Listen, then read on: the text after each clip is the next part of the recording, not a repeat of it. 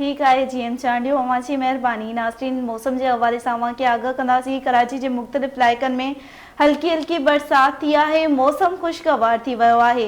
मलीर, गुलिस्तानी, जोहर, Lyari, Maripur, Akhtar colony, Kalapul ऐं ॿियनि हंधनि ते वसकारो थियो है। ख़बर अवां सां शेयर कयूं पिया। कराची के मुख्तलिफ इलाइक़नि में हल्की हल्की बरसात थी है। मौसम खुशगवार थी वई है। मलीर, गुलिस्तानी, जोहर, लियारी, माड़ीपुर, अख्तर कॉलोनी, कालापुल ऐं ॿियनि हंधनि ते वसकारो थियो है।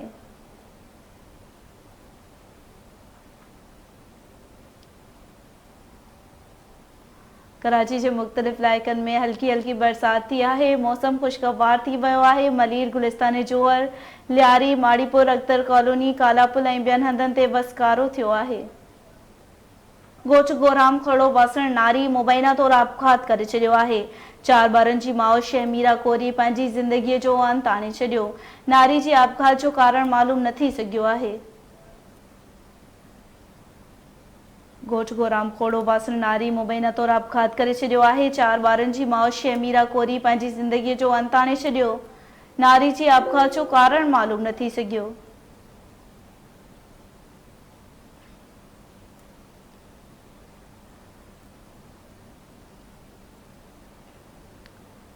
गंबच में ॻोठ गोराम खोड़ो वासी नारी मुबैना तौर आपघात करे छॾियो आहे। 4 ॿारनि जी माउ शहमीरा कोरी पंहिंजी ज़िंदगीअ जो अंत आणे छॾियो। नारी जी आपघात जो कारण मालूम न थी सघियो।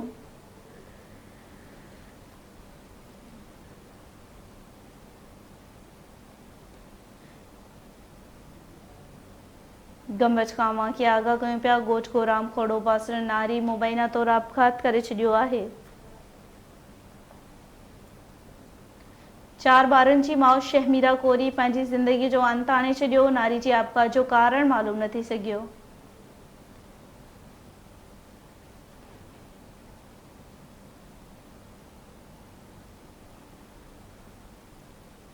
ॻोठ गोराम खोड़ो वासण नारी मुबैना तौर आपघात करे छॾियो आहे। 4 ॿारनि जी माउ शहमीरा कोरी पंहिंजी ज़िंदगीअ जो अंत आणे छॾियो। नारी जी आपघात जो कारण मालूम न थी सघियो आहे।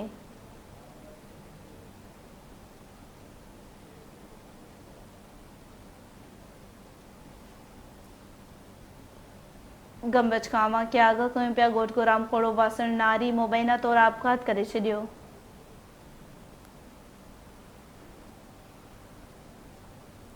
चइनि ॿारनि जी माउ शहमीरा कोरी पंहिंजी ज़िंदगीअ जो अंत आणे छॾियो। नारी जी आपघात जो कारण मालूम न थी सघियो।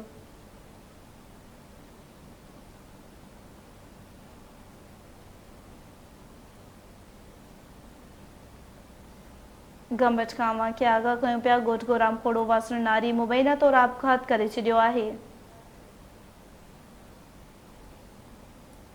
4 ॿारनि जी माउ शहमीरा कोरी पंहिंजी ज़िंदगीअ जो अंत आणे छॾियो। नारी जी आपघात जो कारण मालूम न थी सघियो।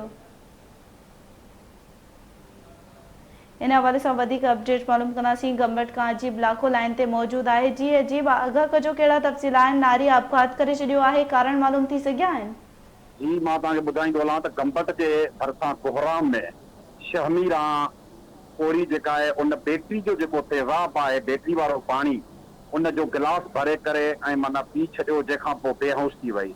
उनखे बेहोशीअ वारी हालत में गंबट जे किम्स अस्पताल पहुचायो वियो, जिते डॉक्टरनि जवाबु ॾिनो त हिनखे सखर मुंतक़िल कयो वञे, जंहिंखे राति देर सां सखर मुंतक़िल कयो वियो, जिते उहा अॼु फोत थी वई आहे ऐं उनजो लाश जेको आहे घर पहुतो आहे। उनजा 4 जेका मासूम ॿार आहिनि उहे यतीम थी विया आहिनि। पंहिंजे अमर जे लाश खे जेको आहे चिंबड़ी करे ऐं दाहूं ऐं कोकू रड़ियूं कंदा रहिया आहिनि। जॾहिं त ख़ुदकशी जो कारण जेको ॿुधायो पियो वञे उहो घरू तकरार ॿुधाए पियो वञे। वधीक मसूला औरत शहमीरा जा वारिस कुझु बि ॿुधाइण लाइ तयारु न आहिनि त ख़ुदकशी छो कयईं, कहिड़ी वजूहात हुई जंहिंसां ख़ुदकशी थी, कहिड़ो कारण हुयो।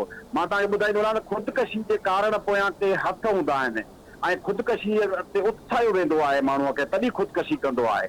त हीउ बि क़त्ल वाक़ियो थी सघे थो, छो त उत्साहियो वियो आहे ख़ुदकशी ते। जी ठीक है, अजीब लाखो अवां जी मेहरबानी।